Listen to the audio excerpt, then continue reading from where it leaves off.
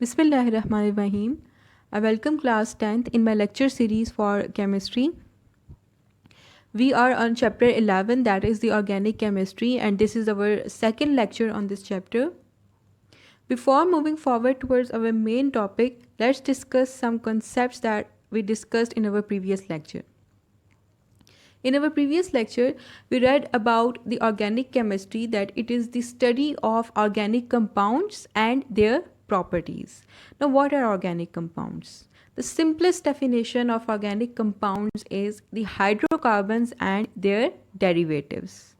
We know that hydrocarbons are the compounds of carbon with hydrogen. Now, this means that the main elements in the organic compounds are carbon and hydrogen.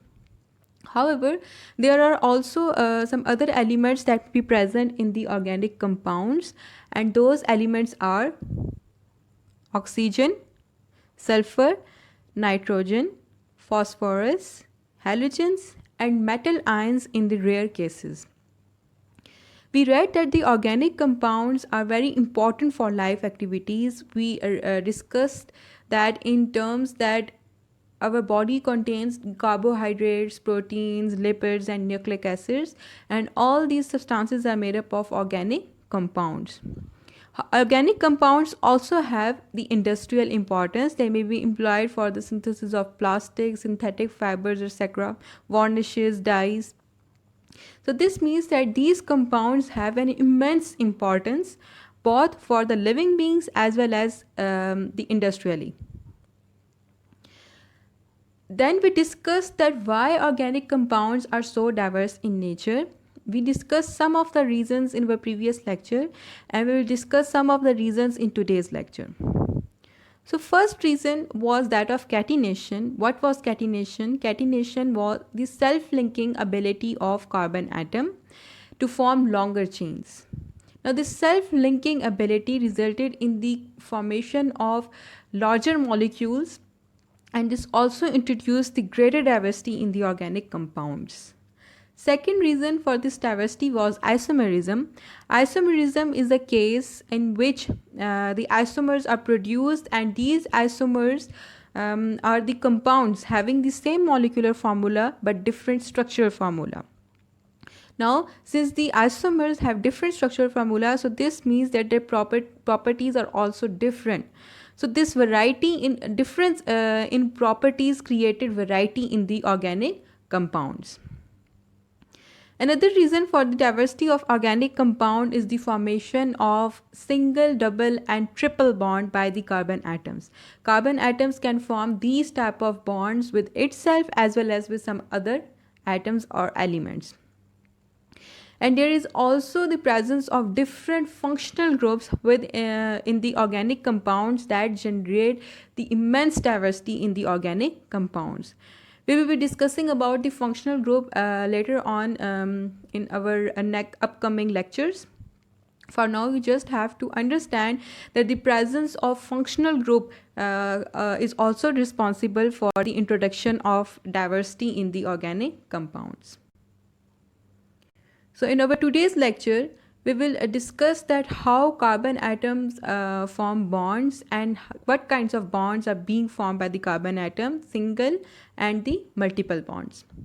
And later on, we will discuss some general characteristics of the organic compounds.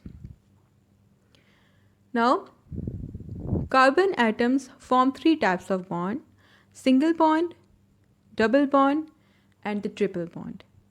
We read about this, that the covalent bonds are of these kinds: single, double, and triple. When one pair of electron is shared between two atoms, then it results in the formation of single bond.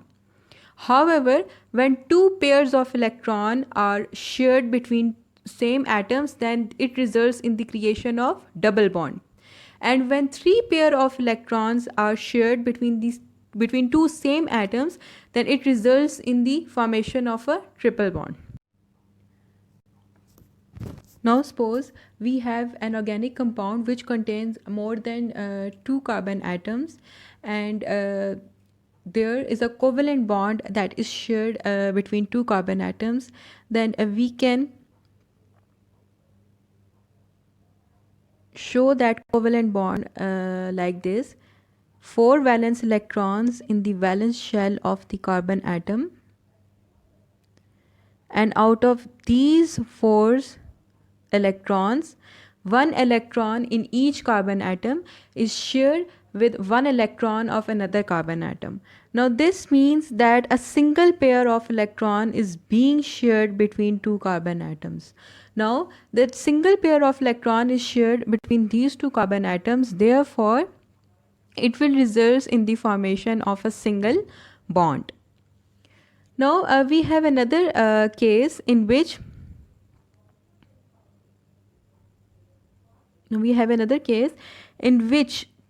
two pairs of electrons are being shared between 2 carbon atoms.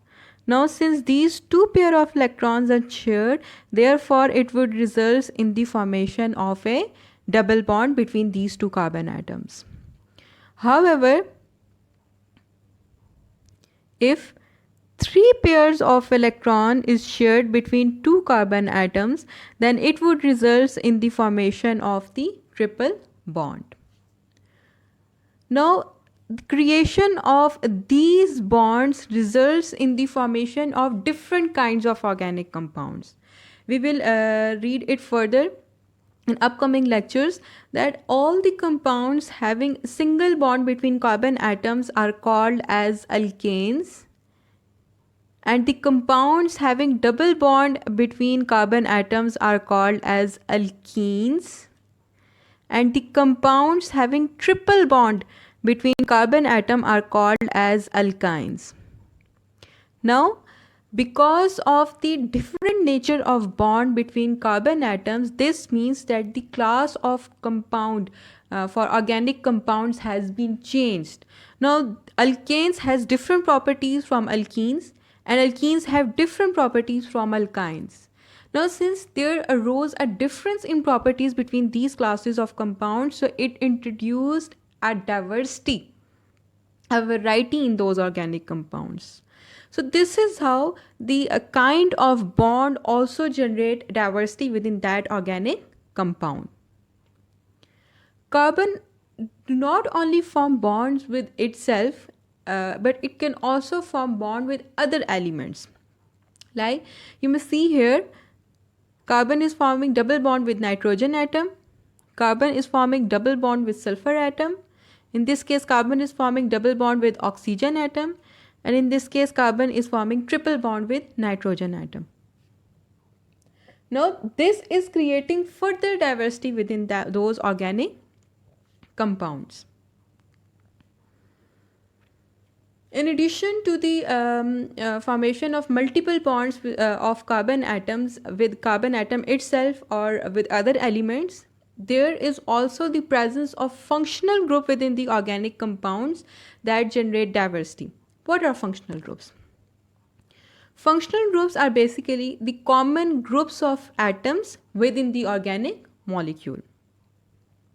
For example, we have 2 cases. This is an organic compound, and this is also an organic compound. This is called methanol. This is called ethanol. Let's take another example.